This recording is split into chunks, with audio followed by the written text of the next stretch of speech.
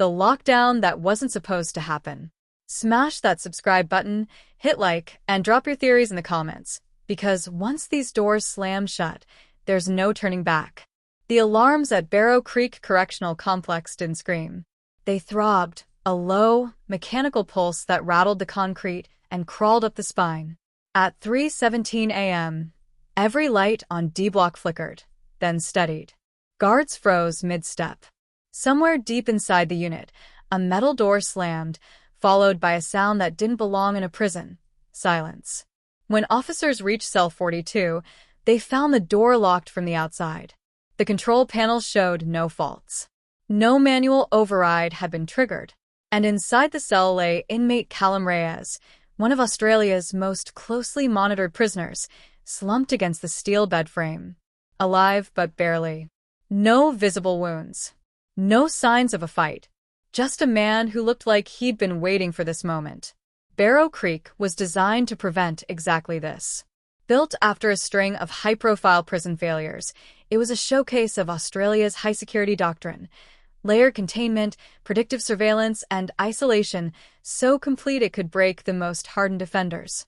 Inmates like Reyes, classified as extreme risk, lived under a regime that tracked everything: heart rate, movement, even sleep patterns. Nothing happened in D Block without the system knowing first. Except this. Detective Inspector Mara Ellison arrived before dawn, boots crunching on frost that never fully melted in the desert air. She'd spent 2 decades investigating organized crime and custodial corruption, and she knew one thing immediately. Prisons don't fail quietly. When they do, it's because someone wanted them to. Reyes had been transferred to Barrow Creek 6 months earlier after refusing to testify against a syndicate tied to cross-border drug trafficking. He was valuable, dangerous, and inconvenient. The official line said he was being protected from other inmates.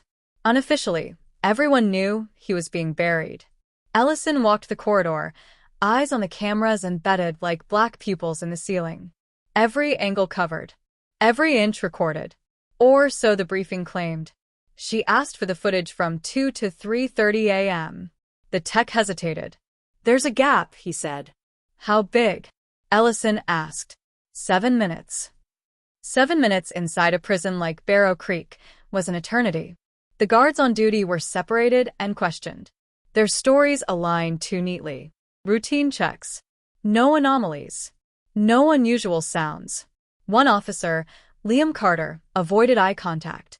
He was new, transferred from a private facility after budget cuts. His record was clean, almost aggressively so. Ellison made a note. Doctors stabilized Reyes in the infirmary. When he finally spoke, his voice was hoarse, measured. "I didn't do this to myself," he said. "And whoever did wanted me alive." Ellison leaned closer. "Why?" Reyes smiled faintly. "Because dead men can't deliver messages." By midday, the story leaked. Headlines hinted at a medical incident. Social media buzzed with speculation. Inside the prison, tension tightened like a wire. Lockdown protocols were initiated, but Ellison pushed back. "If someone can lock a cell from the outside and erase footage," she told the warden, "they can do worse during a lockdown." She requested Reyes's transfer file. Not the sanitized summary, the raw intake notes. Buried in the paperwork was a redacted memo referencing a containment partnership between corrections and a private security contractor. The name was familiar. Too familiar. The same contractor had been linked to surveillance failures in 2 European facilities years earlier. Both cases quietly settled. Both involving inmates who'd threatened to expose internal misconduct. Ellison followed the thread to the server room. Access logs showed Carter had entered twice that night, once during his scheduled patrol and once during the missing 7 minutes. When confronted, Carter insisted it was a system glitch. "The doors don't lock themselves," he said, voice steady. "And I didn't touch cell 42. Ellison didn't argue. She didn't have to. She had a pattern. That evening, as the sun bled out behind razor wire, a junior analyst flagged an anomaly. Reyes's biometric data spiked sharply at 3:09 a.m., 8 minutes before the alarm. His heart rate surged, then flattened, then surged again.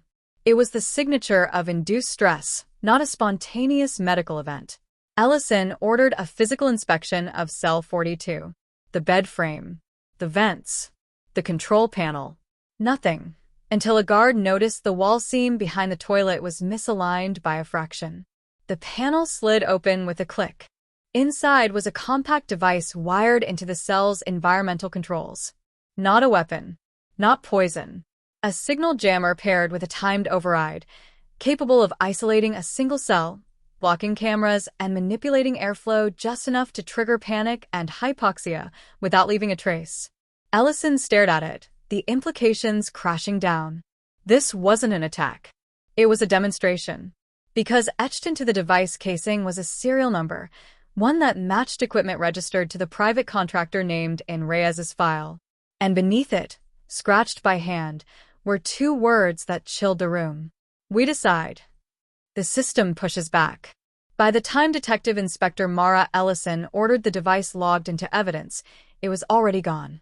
The evidence locker camera showed a clean handoff, seal intact, barcode scanned, timestamp verified.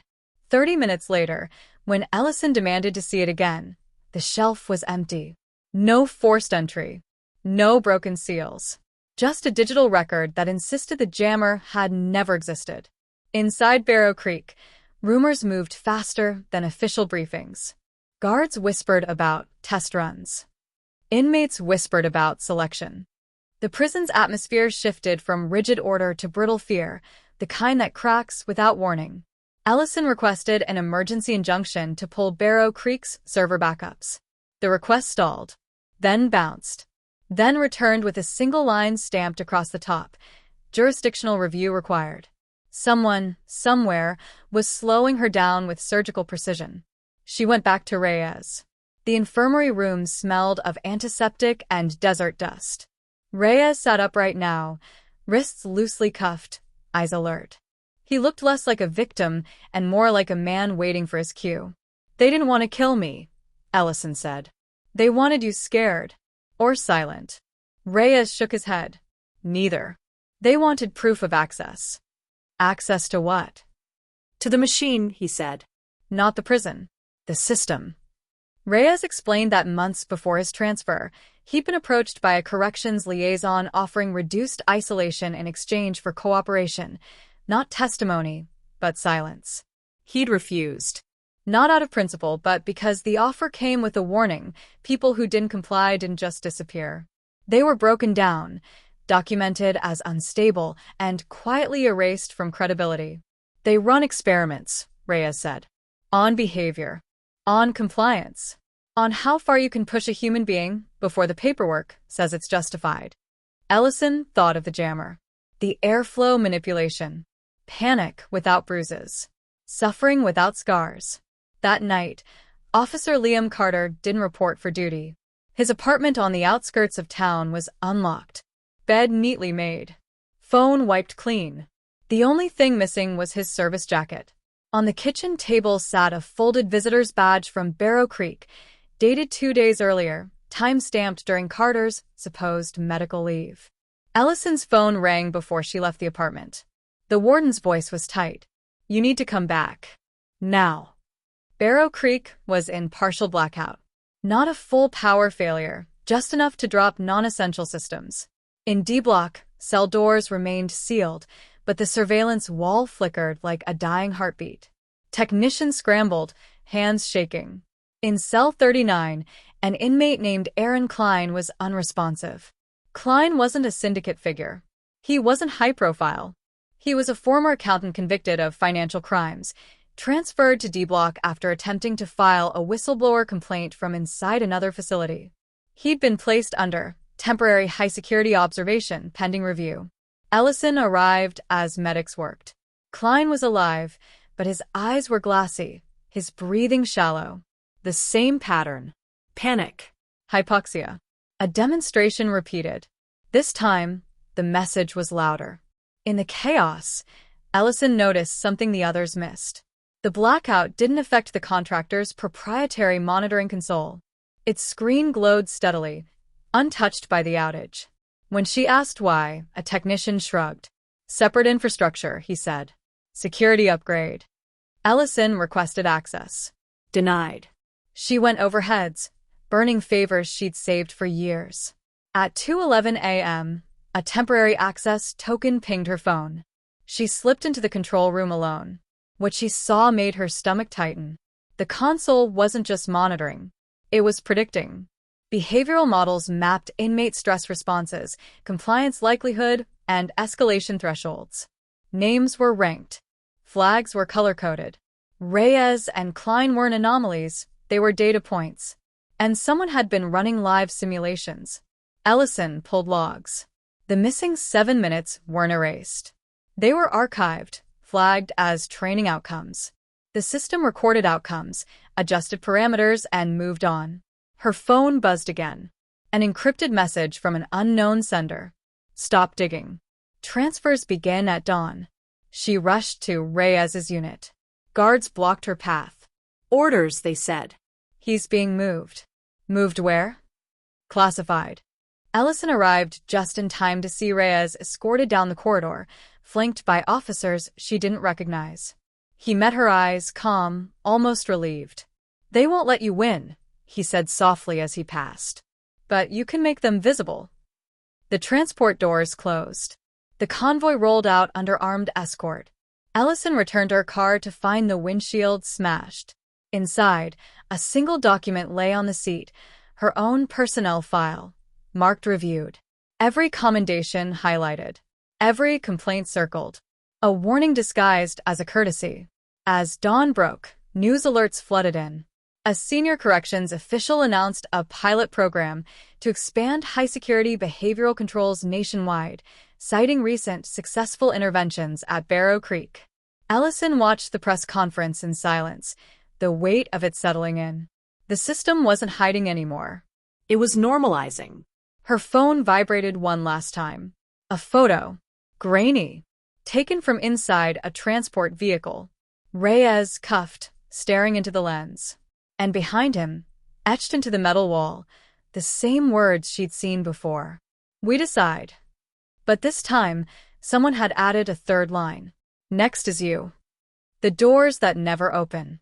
The transport carrying Callum Reyes never arrived. By mid-morning, the official explanation shifted twice.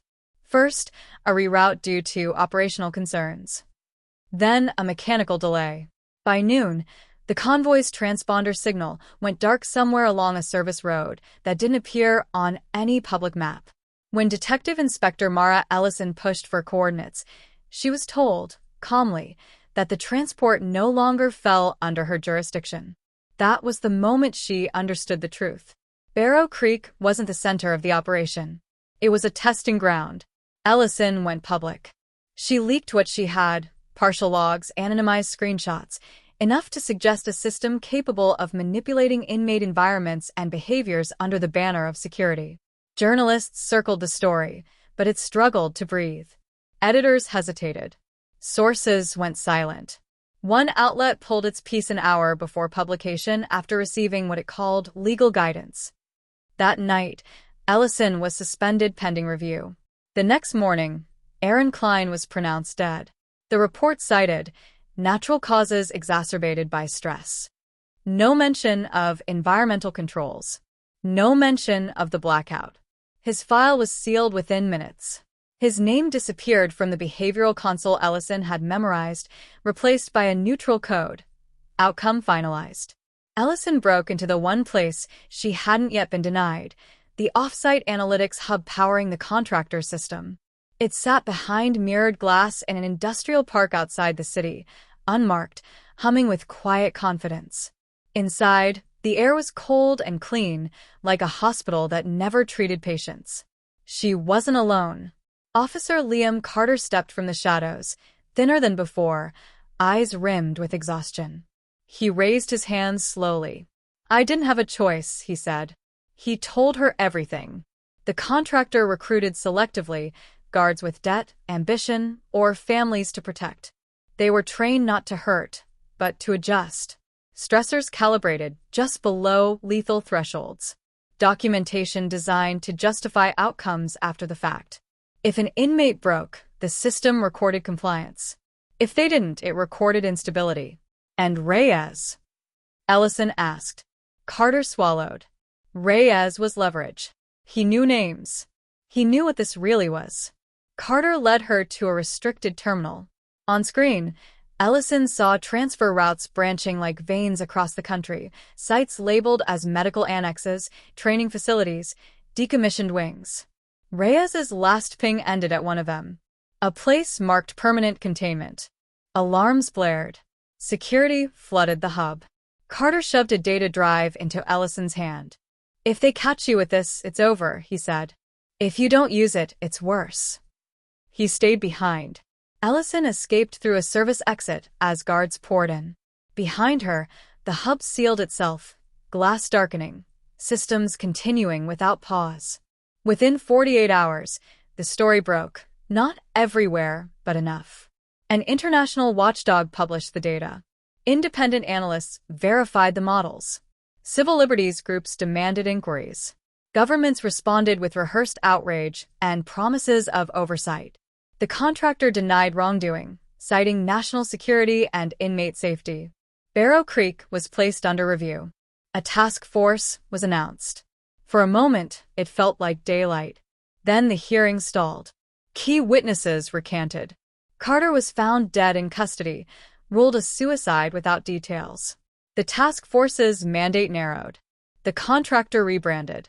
The behavioral system was reintroduced under a different name, marketed as humane, efficient, necessary. Ellison watched it happen from the outside, badge gone, career dismantled with procedural elegance. She gave interviews. She testified when allowed. She received threats disguised as advice. One evening, months later, a package arrived at her door. No return address. Inside was a thin folder and a single photograph.